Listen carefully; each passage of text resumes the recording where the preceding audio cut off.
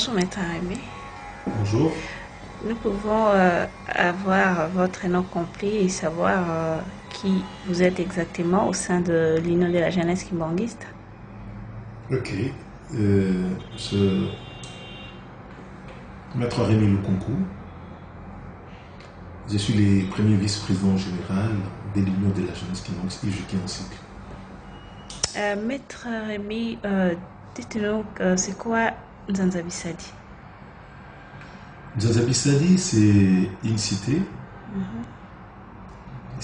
confiée aux jeunes kimbanguistes par le chef spirituel et représentant légal de notre très chère église, Papa Simon Kimbangu Kanani, pour la construction des 50 maisons. En fait, en réalité, au début, le chef avait demandé que nous puissions construire 30 maisons. Et après, il nous a demandé d'ajouter 20 pour faire 50 maisons. Et c'était en date du 17 janvier 2018 qu'il nous avait demandé d'ajouter des maisons pour faire 50 maisons. Et c'était quand qu'il vous avait demandé de construire? D'abord, nous aimerions savoir de qui était cette initiative pour la construction de maisons à Nzanza Bissadi. Ouais, l'initiative de la construction de la cité de Nzanza Bissadi vient du chef spirituel humain qui avait émis le vœu de voir ses enfants qui nous sont, le jeune Kimbanguiste, construire 30 maisons pour pouvoir accueillir la délégation des Afro-Américains. Et c'est comme ça qu'il nous avait confié cette mission, cette lourde responsabilité de pouvoir construire ces maisons. Et c'était en 2016 que nous avions commencé le début de la construction de cette cité appelée Nzanza Bissadi. Et vous avez dit, il vous avait demandé de construire 30 maisons ou 32 maisons, si vous pouvez répondre. 30 D'abord, maisons? c'était 30 maisons. Oui. Et après, il nous dit on doit faire 50 maisons. Et le 17 janvier, il nous demande d'ajouter des maisons pour faire 50 maisons. Et jusqu'à là, combien de maisons ont été déjà construites? Jusque-là, nous sommes sur 20 maisons. Sur les 20 maisons, nous avons pratiquement 10 qui attendent les travaux de finissage, c'est-à-dire des ateliers équipés et consorts. Nous avons 5 qui ont déjà eu de tôles et charpentes et consorts en attente de la finalisation. Il y a 5 autres qui attendent la toiture que nous entendons mettre d'ici quelques jours. Mais sur place déjà, nous avons du matériel pour les 10 autres maisons-là, pour totaliser effectivement 20 maisons. Nous avons sur place des carreaux, nous avons des faïences, nous avons des cuves et des toilettes. Et justement, nous attendons mettre le plafond sur les 10 autres là, pour commencer à placer les carreaux, les faïences et tout ça. Et enfin, de avoir la totalité des 20 maisons presque finies, qui attendront justement les travaux de finissage pour leur livraison auprès de son éminence, Papa Simon Kimbangu Kanani, c'est surtout les représentants. À l'état actuel, est-ce qu'il y a aussi quelques-unes de maisons qui sont, où il y a des gens qui sont logés ou pas encore? Oui, voilà. Il y a des maisons qui sont presque habitées, là où les gens logent. Mais ça c'est pas nous. Pour nous, les maisons ne sont pas encore livrées auprès du chef spirituel. Mais vu les difficultés qu'il y a sur place en Kamba pour les logements des gens, c'est comme ça que Papa Mbenza avait sollicité et obtenu auprès du chef si pendant les fêtes, on peut, en attendant la livraison, en attendant le finissage, commencer à loger quelques pèlerins.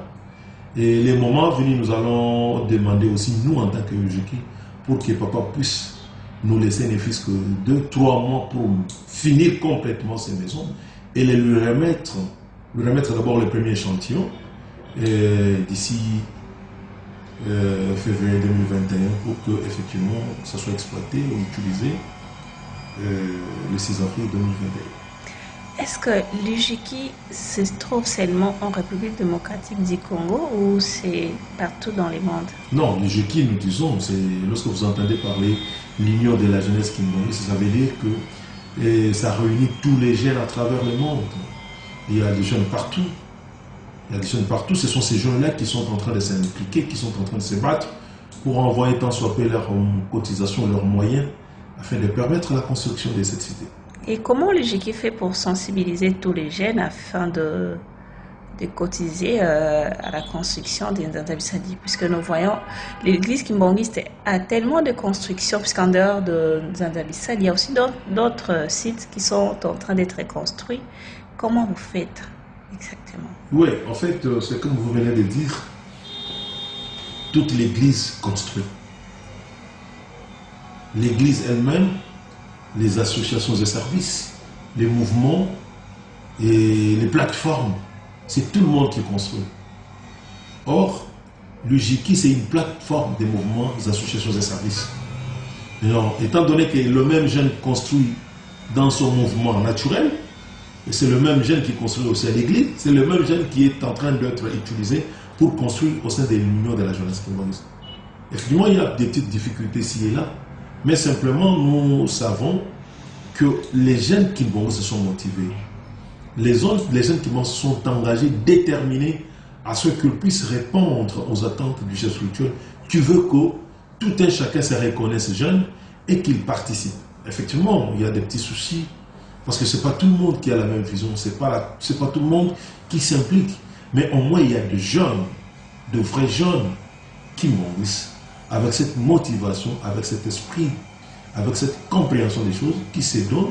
Et c'est comme ça que nous sensibilisons ces jeunes à travers les émissions, les rencontres de chaque mardi, à travers les présidents nationaux, paroissiaux d'ailleurs, et en qui nous donnons les instructions, nous donnons les orientations, et qui se battent aussi à leur niveau pour pouvoir relayer les messages des constructions de Nzanza-Bissali. C'est comme ça que les cotisations nous viennent un peu de partout, bien que timidement, mais au moins, nous avons ces contributions-là qui nous permettent de travailler.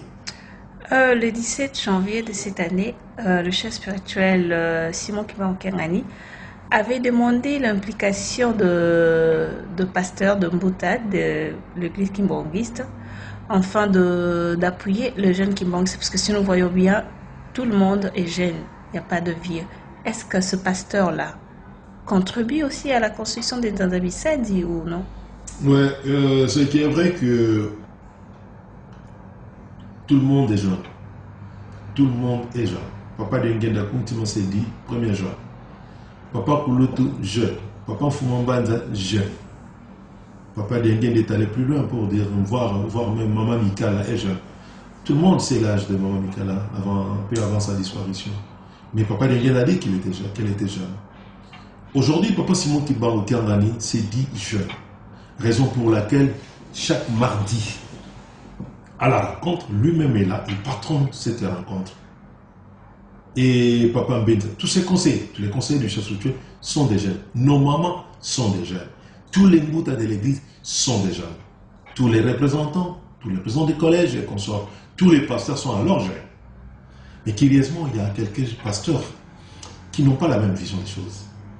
Qui parfois, ils ne comprennent pas que la journée des mardis est une exclusivité pour l'union de la jeunesse kimbangiste. Cette journée-là est exclusive aux travaux de la jeunesse kimbangiste. Raison pour laquelle chaque mardi, Papa Lublum est là.